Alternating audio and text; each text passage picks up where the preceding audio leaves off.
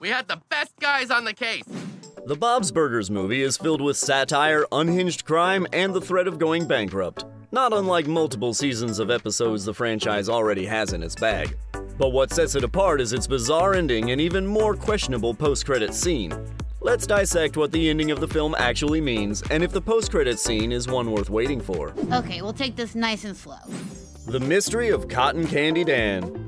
In this fun summer flick, we focus on the Belchers for a murder mystery musical comedy experience. Wait, what? Let's be honest, what other series would be able to pull this off? The family finds themselves in yet another pickle when a sinkhole opens up right outside of Bob's Burgers, which affects the restaurant's business and their ability to pay rent and make a loan payment. Louise tries to put her bravery to the test after being teased at school and ends up falling into the sinkhole. That's when she uncovers the body of Cotton Candy Dan, who used to work at Wonder Wharf. And of course, who else would be the prime suspect except for Mr. Fishodor, owner of Wonder Wharf and the Belchers' landlord. Ooh, that's unfortunate. So, what better way to get help with the rent than by clearing the name of their landlord?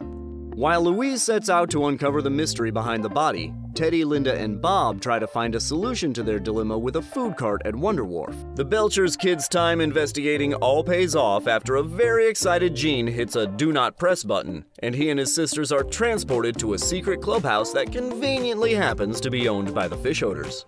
After some tense interactions with Calvin, Grover, and Felix, who they think is the actual killer, Louise notices some incriminating evidence in the photo where Grover is wearing the graduate cufflinks and that he has not-so-subtle bite marks on his arm that match the tooth they found before. It was you! And of course, in musical fashion, Grover breaks out in song to admit that yes, he was guilty of Cotton Candy Dan's body. He'd stop at nothing to get his inheritance money, including framing Calvin. His plan was just delayed a few years after the body wasn't immediately discovered. That was easy. Breaking down the ending. And the Belchers' children's joy in solving the mystery is short-lived when they realize they're now trapped in the clubhouse along with their parents, who, of course, conveniently ended up down there as well. But luckily, with some vulnerability and family bonding, they're able to escape Grover's clutches and return above ground. Louise, who has struggled with feeling brave throughout the film, remember her trying to prove her bravery by getting into the sinkhole? Even discovers that the meaning behind her pink ears goes further than just a safety blanket she's used to get through school. She's told that it's a connection to her grandmother, Bob's mom, who also used to wear a pink hat.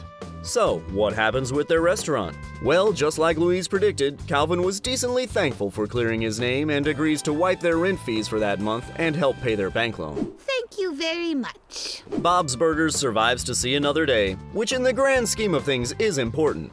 The movie premiered between season 12 and season 13 of the show, so unless they were planning to have a huge plot point in the film be introduced into season 13, they somehow had to take the Belchers back to square one, to say the least. But the post-credits scene in the film might have hinted at what was to come in season 13. The post-credits scene.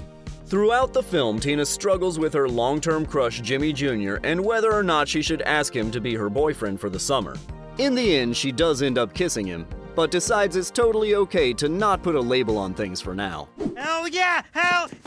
That felt good. Can I do that again, Mom? So when the credits roll and we see the post-credits scene, it leaves you wondering if it was meant to be a message about what was to come.